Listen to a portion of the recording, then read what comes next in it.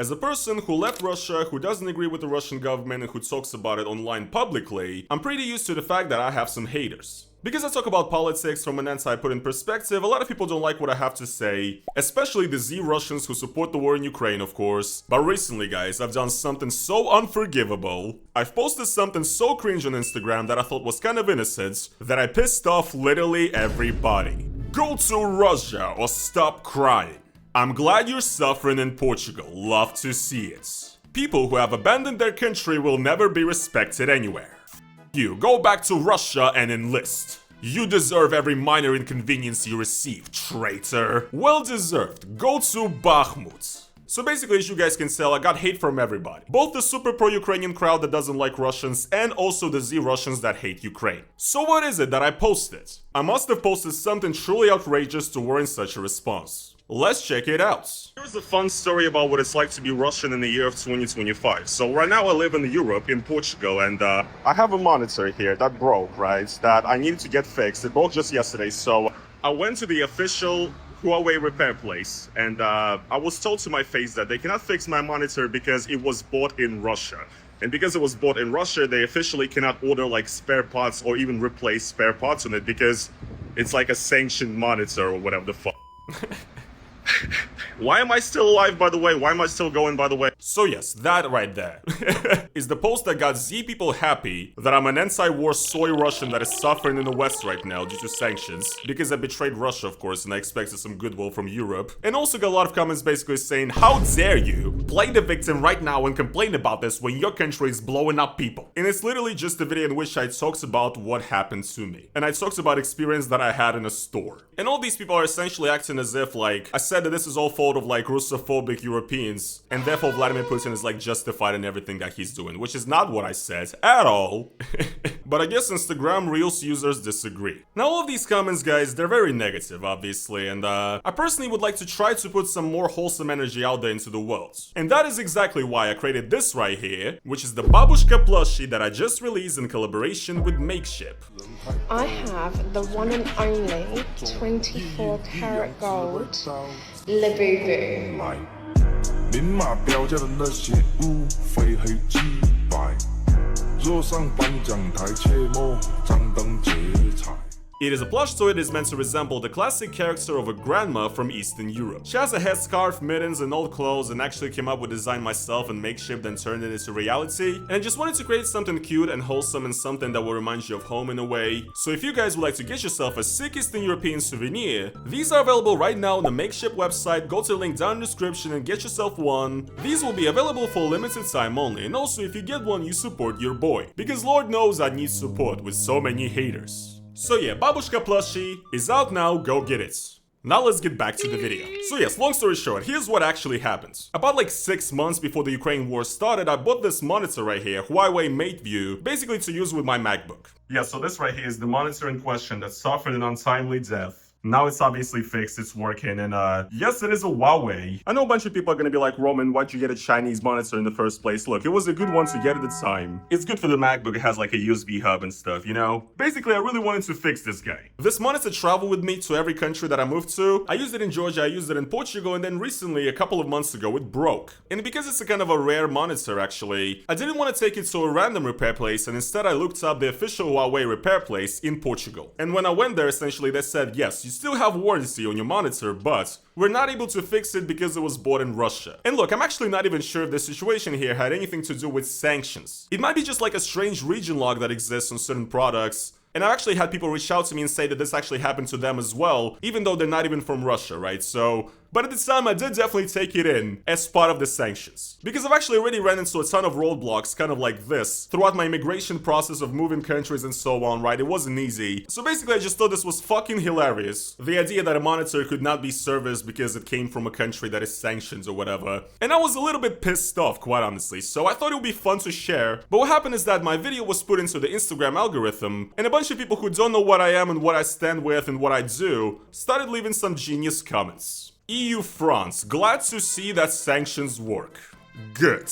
Then this guy right here said that they want you to revolt against your government, to which I replied saying that I don't see the guy post anything about the ICE protests that were actually going on at the time when I posted this. Because I do find it funny that some of these enlightened people that call out Russians for not protesting and being slaves or whatever are not protesting and have never protested in their democratic countries, right?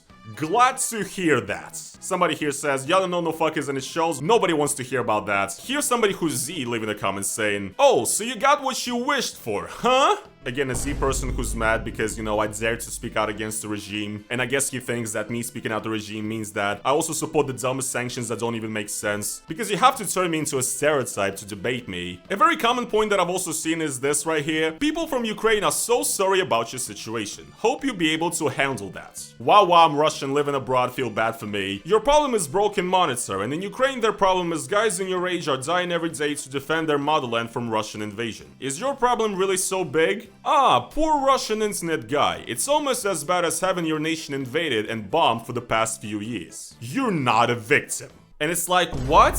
First of all, not at any point have I said that I am a victim here. I literally just shared something that happened. But apparently now that's not allowed because some people in Ukraine may have it worse. And my question is, are we having a competition here about who's more oppressed or whatever? Is that the case here? Because look, you know you can make literally any complaint worthless with this kind of rhetoric. Because somebody's gonna come along and say that the Ukrainians don't get to complain about what's going on in the war that they're having because, you know, the people in Gaza are having it a lot worse. And the amount of civilian casualties there proportionally is way worse than Ukraine, right? Yeah, you can say that, but that's once again just fucking stupid. Because it is not a competition. The fact that somebody has it worse than you doesn't mean that you don't get to voice your opinion and actually talk about your struggles. This is the same kind of logic that like a shitty parent would use to a child.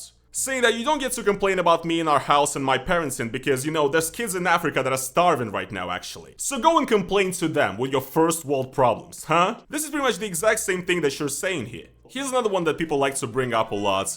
Well, blame your governments. Say thank you to Putler. He made your life so much better. So these people are basically trying to say that, look, another Russian who doesn't understand the root of the problem. He's complaining about sanctions and about being mistreated, but yet he doesn't understand that it all comes from his government. Whereas once again, that is complete fucking nonsense and doesn't apply to me. If you actually watch my channel, if you watch my videos, pretty much every single time that I moaned and complained, I made a disclaimer saying that, yes, I do realize that, first of all, Ukrainians have it a lot worse. Being bombed is way worse than being sanctioned. And also, I've always pointed out that, yes, I do think that if Vladimir Putin and the Russian government did not have such an aggressive foreign policy and were not trying to constantly, you know, take over some lands here and there, then we would not have these problems with sanctions, you know, Visa and MasterCard being turned off or whatever, visa issues. I've always made that super clear that I blame my government first and foremost. But once again, Instagram real commenters don't care whatsoever, because they already have a made-up version of me in their heads. By the way, I know some of you are probably on the edge of your seat right now, wondering what actually happened to the monitor. Yes, clearly it got fixed, because in the video where I showed that it was working. I just went here to the regular repair that is owned by like one of the tech stores here, and they fixed it, no questions asked, so that was good, it's working now. But this is essentially what it's like to be an anti-war Russian in the year of 2025 on the internet. Funny. Liberal that makes shit content gooning over Russian news and screaming Russians are orcs isn't welcomed by those whose assholes he was polishing all the way. Again, like some crazy Russian gay fantasy projection here. Why does it always have to be licking somebody's asshole? Genuinely, what is the problem with my people, bro? Just the way traitor scum should be treated in my opinion. We might have our differences, but thanks for hating this guy from Europe. So yes, you get the point. I'm a Russian traitor who tried to suck up to the West so hard, but still, they still will never accept me as part of their own. How tragic. You deserve every minor inconvenience you receive, traitor. Oh wait, it's you, that guy that films soy videos about how much you suffered under the bloody regime and how you ran away to another country. Haha, very happy to see that. So again, a Russian seething because another Russian person may have a different opinion. By the way, if you like to see Russians suffer and I'm a Russian, you are Russophobic, so live with that, buddy. National cuckoldry at its finest. This is once again a comment clearly left by Russian because Russian Nazis have a thing now where they call anybody who they deem to be like a traitor of Russia a national cuckold because, like, again, apparently not supporting the dictator that's destroying your country is being a cuck actually, and sucking the dictator's cock and the government's cock is based in red pills. Yeah, you shouldn't have cried and ran away, you cuck. And this one is my favorite. You have created a ton of content that has insulted our country, shown it in a bad light many times. You tried to and you still actually criticize the government. The Western narratives about what's currently happening are what's close to you. But still, take a look at these comments. They still hate on you and they're still happy about your unhappiness. Because no matter how much you try to not be part of smelly Russia, and no matter how much you will try to bow down, they will still shit on you. This is the sad truth.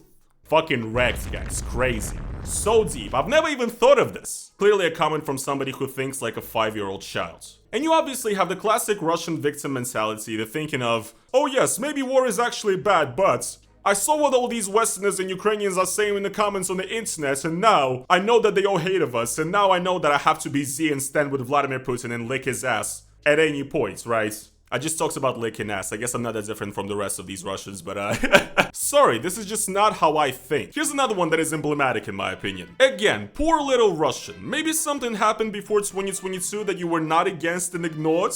Somebody replies saying he was against it though. Then we get a response. Okay, he was indifferent. He played a funny Russian and the only reason he left is out of fear, not out of disgust. Source?